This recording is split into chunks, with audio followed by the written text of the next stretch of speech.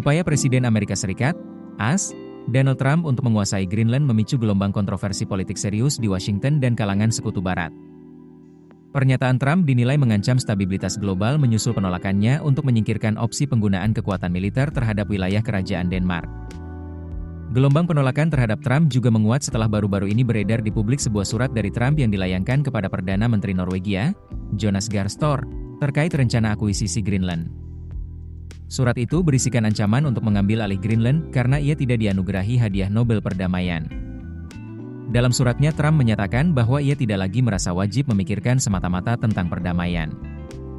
Sikap Trump tersebut sontak memicu kemarahan beberapa politisi Partai Demokrat, termasuk Wakil Yasamin Ansari dan Sidney Kamlagerdove serta Senator Ed Markey. Mereka kompak menyerukan agar amandemen ke-25 diterapkan guna melengsarkan Trump dari jabatan Presiden AS. Ansari menulis di X, Presiden Amerika Serikat sangat sakit mentalnya dan ini membahayakan hidup kita semua. Amandemen ke-25 ada untuk alasan kita harus segera memberlakukannya. Kamlagerdove menambahkan, Donald Trump tidak layak memimpin dan jelas di luar kendali. Terapkan amandemen ke-25. Sementara Markey menekankan, segera terapkan amandemen ke-25. Anggota DPR Don Bachon dari Nebraska juga mendukung pemaksulan jika AS benar-benar menyerang wilayah sekutu. Namun, pakar hukum menilai tantangan besar ada di ranah politik dan hukum. Mark Graber, profesor hukum di University of Maryland, Baltimore, mengatakan amandemen ke-25 dirancang untuk menangani presiden yang secara medis tidak mampu, misalnya presiden yang tidak sadar atau secara fisik tidak dapat menjalankan tugas. Graber menilai bahwa karakter dan platform Trump lebih merupakan diskualifikasi politik, bukan gangguan mental berat, dan meskipun tindakannya bisa saja termasuk alasan pemakzulan, masalah politik tetap menjadi penghalang. Secara konstitusional, amandemen ke-25 memang menjadi mekanisme yang sah untuk melengsarkan Presiden Amerika Serikat tanpa melalui pemakzulan. Mengutip dari Times, amandemen ke-25 dirancang untuk menghadapi situasi luar biasa, ketika seorang presiden dinilai tidak mampu menjalankan tugas dan kewenangannya, baik karena kondisi fisik, mental, maupun situasi lain yang dianggap mengganggu kemampuan memerintah. Para ahli hukum menilai mekanisme ini dirancang untuk kasus presiden yang tidak mampu menjalankan tugasnya, baik karena kondisi medis maupun alasan lain.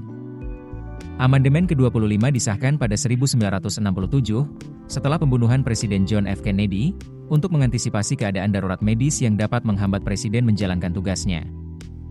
Amandemen ini terdiri dari 4 bagian.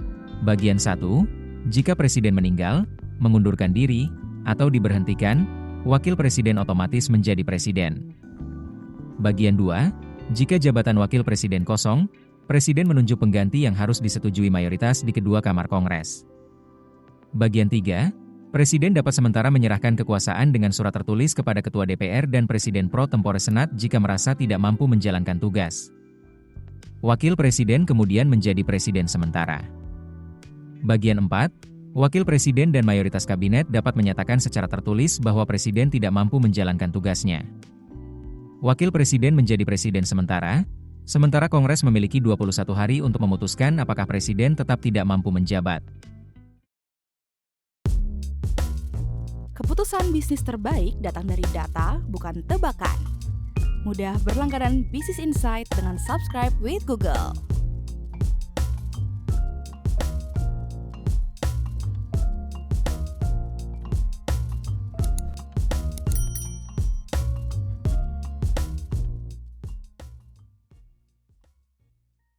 Download aplikasi Kontan sekarang di App Store atau Play Store.